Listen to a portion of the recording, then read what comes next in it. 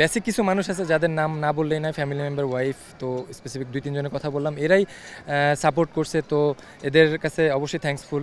যেহেতু আমার strike rate নিয়ে কথা হয়েছে, আমার ফার্স্ট আপনি 16 থেকে 20টা ম্যাচ দেখেন, এরপরের 14টা ম্যাচ দেখেন, তখনই বোঝা যাবে যে মিরপুরে খেলা হয়েছে, কেমন উইকেটে খেলা হয়েছে, হাইস্ট রান কত ছিল। তো ওভারঅল সব কিছু দিয়ে অনেক ইস্যু আছে, ওইভাবে আমার এক্সপ্লেন করার দরকার নেই, সবাই ক্রিকেট ভালো বুঝে। ব্যাটে দারুণ একটা সেঞ্চুরি, ম্যাচ জয় ইনিংস, ম্যাচ সেরা। নাইম শেখ বোধ করি আজকের দিনের সেরা প্রাপ্তি ওই সেঞ্চুরিটাই। এই মিরপুরে আপনি এর আগেও একটা সেঞ্চুরি করেছিলেন টি-20-তে, তো কতটা বিশেষ এই সেঞ্চুরি সেটা একটু শুনি আগে। আলহামদুলিল্লাহ, যেহেতু এটা সেকেন্ড, এর আগেও ওইভাবে সেলিব্রেশন করতে পারিনি যেহেতু ম্যাচ হেরে গেছিলাম। তো সেকেন্ড 100 খুবই ভালো লাগতেছে, যেহেতু এইখানেই 2টা 100।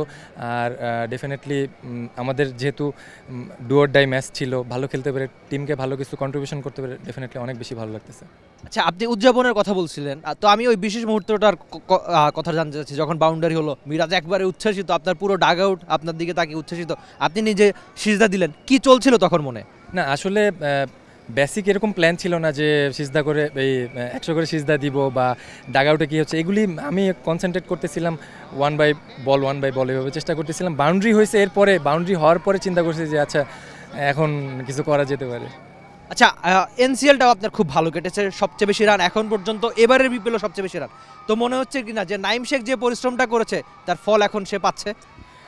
সত্যি কথা বলতে, কষ্ট করলে মানে আল্লাহ কারো খালি হাতে ফেরায় না। তো বেসিক যে কাজগুলি আমি করছি ওটার সাথে এক্সট্রা কাজও করছি, যেগুলি আমার এখন এই বিপিএল বলেন, ডোমেস্টিক যে টি-20 টুর্নামেন্ট হলো বা 4 ডেতে বলেন, আমি চেষ্টা করছি সিচুয়েশন অনুযায়ী 3 ফরম্যাটে নিজেকে 3ভাবে প্রেজেন্ট করার জন্য। তো ডেফিনেটলি খুবই ভালো লাগতেছে।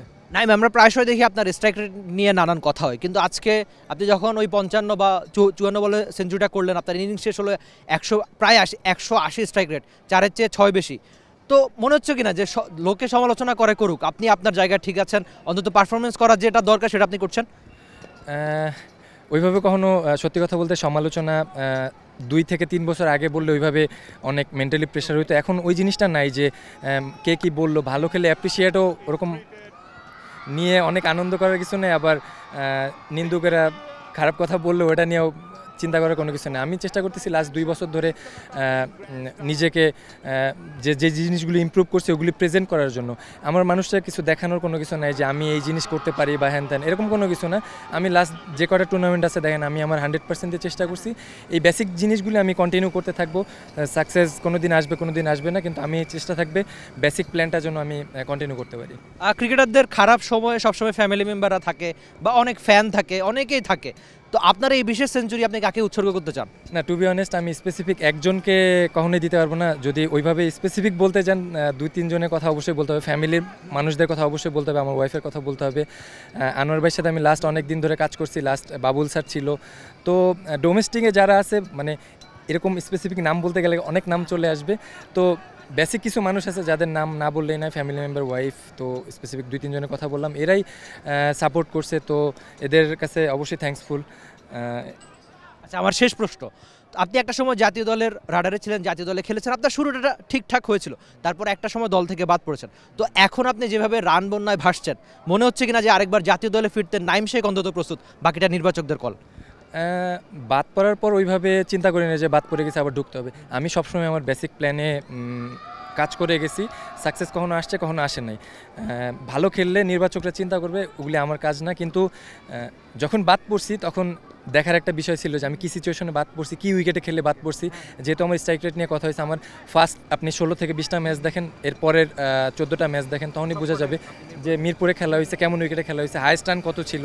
তো ওভারঅল সব কিছু দিয়ে অনেক ইস্যু আছে, ওইভাবে আমার এক্সপ্লেন করার দরকার নেই, সবাই ক্রিকেট ভালো বুঝে। তো আমি আমার 100% দিয়ে চেষ্টা করতেছি। আর মানুষ বলে স্ট্রাইক রেট, আমি লাস্ট যতগুলি টুর্নামেন্ট খেলছি আমি চেষ্টা করছি আমার 100% দিয়ে। থ্যাংক ইউ সো মাচ ভাই, আপনার জন্য অনেক বেশি শুভকামনা। নাইম শেখ ছিলেন টি স্পোর্টসের সঙ্গে, তিনি জানালেন যে আসার কথা, স্বপ্নের কথা।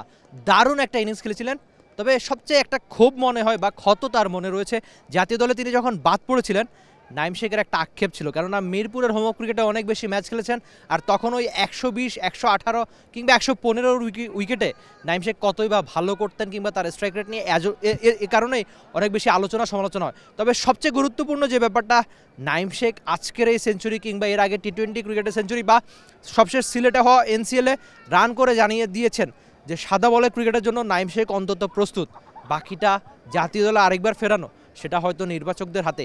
নাইম শেখ তার কাজটা অন্তত করছেন। Rifat Emil, T sports, Dhaka. Bangladesh premier league 2025, 7টি দলের জমজমাট লড়াইয়ে মাতবে পুরো দেশ। দেখতে চোখ রাখুন টি স্পোর্টস নেটওয়ার্কে।